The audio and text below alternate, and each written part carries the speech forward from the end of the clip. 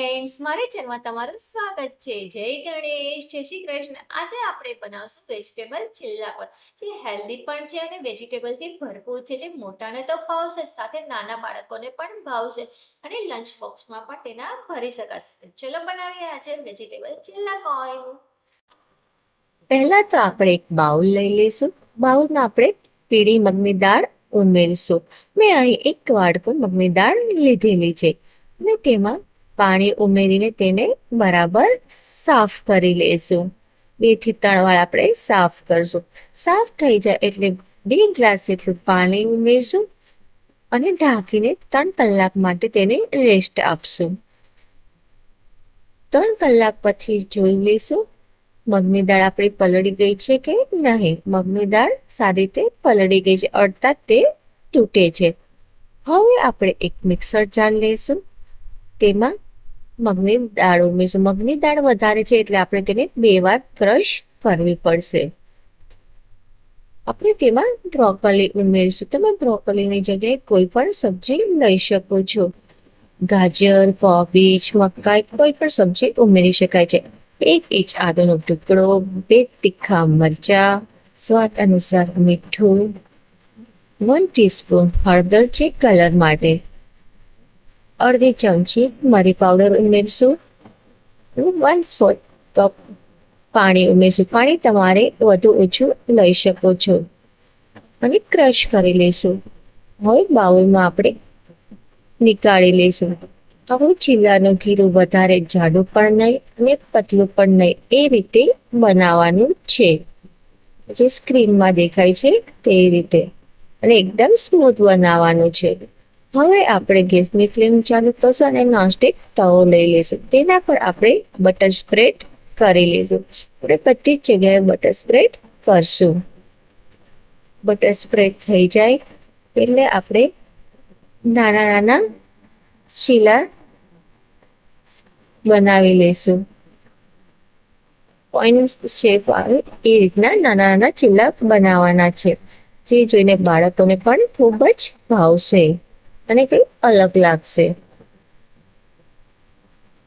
થોડા ચીલા પથરાઈ ગયા છે. હવે આપણે તેની ઉપર ચીલી ફ્લેક્સ અને ઓરેગાનો સ્પ્રેડ કરી લઈશું. થોડીક વાર એમ જ થવા દઈશું. 2 થી 3 મિનિટ પછી આપણે તેની સાઈડ ચેન્જ કરી લઈશું. એક સાઈડ આપણા ચીલા બરાબર થઈ ગયા છે.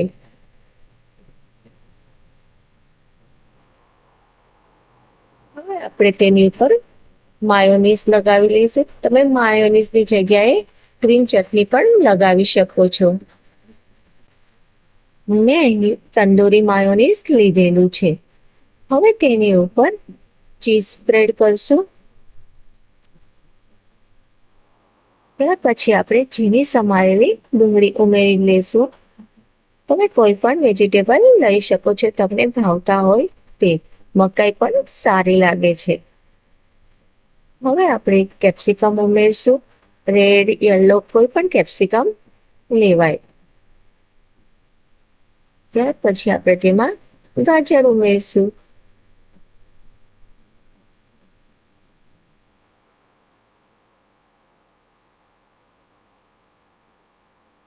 ઉપરથી ફરીથી આપણે ચીઝ લગાવી દઈશું અને રેડ ચીલી ફ્લેક્સ અને ઓરેગાનો ઢાંકીને 5 મિનિટ આપણે થવા દઈશું. ગેસની ફ્લેમ આપણે ધીમી રાખશું. 5 મિનિટ થઈ ગઈ છે. ખોલીને જોશું તો આપણા વેજીટેબલ કોઈન તૈયાર છે. ચીઝ અને માયોનીઝ ન નાખીએ તો આપણા હેલ્ધી વેજીટેબલ કોઈન તૈયાર થઈ જશે. દેખાવમાં તો ખૂબ જ સરસ લાગે છે અને ખાવામાં પણ ખૂબ જ ટેસ્ટી છે. ચીઝ નાખેલું છે એટલે બાળકોને પણ ખૂબ જ ભાવશે અને ગરમ ગરમ ખાવ તો મજા પડી જાય છે. હવે આપણે તેને બીજી રીતે બનાવીએ. તેની માટે આપણે એક પેન લઈ લઈશું અને ગેસની ફ્લેમ ચાલુ કરશું. 1 મોટો ચમચો તેલ ઉમેરીશું. હવે આપણે તેમાં 1 ચમચી જીરું ઉમેરીશું. ત્યાર પછી થોડો લીમડાના પાન ઉમેરી લઈશું. 6 થી 7 નંગ મેં લીમડાના પાન લીધેલા છે. જીરુંનો કલર ચેન્જ થાય એટલે આપણે તેમાં એક સમારેલી ડુંગળી ઉમેરી લેશું. તેને આપણે 2 મિનિટ માટે સાતળી લેશું, તેનો થોડો કલર ચેન્જ થાય ત્યાં સુધી. ત્યાર પછી આપણે તેમાં થોડુંક ગાજર ઉમેરશું, થોડુંક કેપ્સિકમ ઉમેરી લેશું અને તેને મિક્સ કરીને તેને પણ 2 મિનિટ માટે સાતળી લેશું. બરાબર સતળાઈ જાય એટલે આપણે તેનો મસાલો કરી લેશું. મેં મસાલામાં વધુ કંઈ નાખ્યું નથી. 1 ચમચી લાલ મરચું પાવડર જે કાશ્મીરી લીધું છે અને સ્વાદ અનુસાર મીઠું. મરી પાવડર, ગરમ મસાલો પણ ઉમેરી શકાય છે અને સારી રીતે મિક્સ કરી લેશું. ત્યાર પછી આપણે તેમાં મગની દાળના ચીલા ઉમેરી લેશું. તેને પણ આ મસાલા સાથે મિક્સ થઈ જાય તે રીતે મિક્સ કરી લેશું.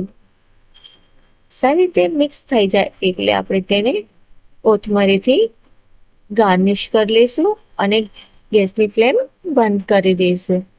અને હવે આપણે તેને ગરમ ગરમ સર્વ કરશું. વેજીટેબલ કોર્ન દેખાવમાં જેટલા સારા લાગે છે તેટલા તેને ખૂબ જ સ્વાદિષ્ટ લાગે છે. તમે બાળકોને લંચ બોક્સમાં પણ આપી શકો છો અને તે એકદમ હેલ્ધી છે. તમે ચીઝ સ્પ્રેડ કરવું હોય તો કરી શકાય છે. મગની દાળ પલાળેલી હોય તો તે ફટાફટ બની જાય છે અને વેજીટેબલ છે એટલે તો હેલ્ધી છે અને વિટામિન્સથી ભરપૂર છે.